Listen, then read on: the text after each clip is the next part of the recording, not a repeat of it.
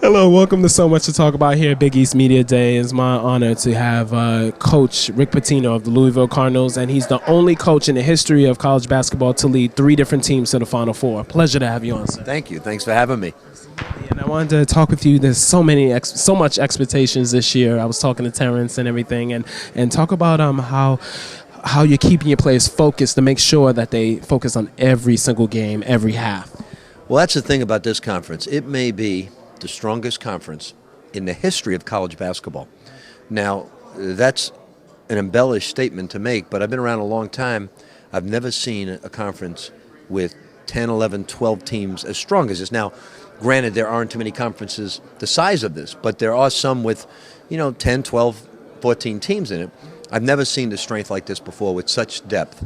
So to stay focused, you realize you let down for 1 minute in this conference with the tenacities of the inner city kids from this league, and you're going to go down. And it's interesting that usually for conferences that go to the tournament, teams from the same conference, the earliest they can play each other is the Elite Eight. It can possibly be the Sweet 16. It can be the earliest because we got more than 8 Big East teams. How special is that? I'd be shocked if there aren't 10 teams from the Big East in it this year. And the only thing that'll stop that is everybody just beating up on each other to mediocrity. But I expect that there'll be 10 teams in the Big East from the Big East this year in the NCAA tournament. Being an exemplary leader, talk about how you're able to master your communication and also master your relationship with your players, because you deal with so many different players, different backgrounds, different walks of life, different psychological things. So talk about how you're able to really get everyone so focused through your leadership. Well, you bring up a couple of interesting words that go hand in hand with leadership. One is communication, and the other, besides communication, is the ability to listen, because they go hand in hand. I think you have to listen to young people to truly find out how to motivate them. If you just motivate them with speeches, maybe six of the guys get it, 7 do not. You have to really understand what's your motive for wanting to be great and to reach your potential. For different people, it's different reasons. You may want to do it for family reasons. You want to do it because you have a high self-esteem. You want to do it because of your future. You have to find the motive in every individual to know how to turn it into action. Once you motivate them, then you have to listen to them, because there's certain points in young people's lives today where they get down very easily. They're not as tough as they once were because parents aren't as tough, so times have changed, and you can't complain about times change. You just got to recognize what changing times are all about, and because this is a microwave culture where people want to put a dish in the microwave, and 2 minutes later they want the best Italian meal in New York City.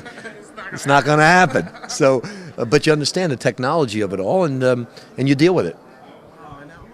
I'm a lifelong New York Knicks fan, and what you did for that organization, it's very underrated how you built that organization. You kind of set it up for Coach Pat Riley. Talk about those 2 years with the Knicks and developing the bomb squad.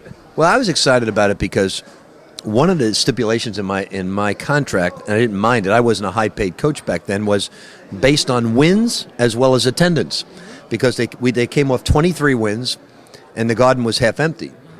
Well, we ended with 52 wins, and the Garden was packed, and we were 116.8 points per game, and we were third in the league in scoring. So it was the style, it was the Garden being rejuvenated, it was getting the franchise back, and more than anything else, the players and the coaches, which is not typical of the NBA today. We had a blast. Patrick Oak, Johnny Newman, Gerald Wilkins, Mark, we had fun. And definitely, and that family atmosphere is what it continued throughout the year, especially with Patrick Oak and Starks coming later on and everything. And we're hoping that it gets back. It really do. I don't think the NBA is quite the same when people don't come into New York expecting a challenge. So I'm hoping that it starts to turn around now with Donnie Walsh is one of the best in the business for knowing what to do, what not to do. Certainly he's got the restraints of the salary cap and everything else, but he will get the Knicks on the right track. And then it's a matter of the players performing.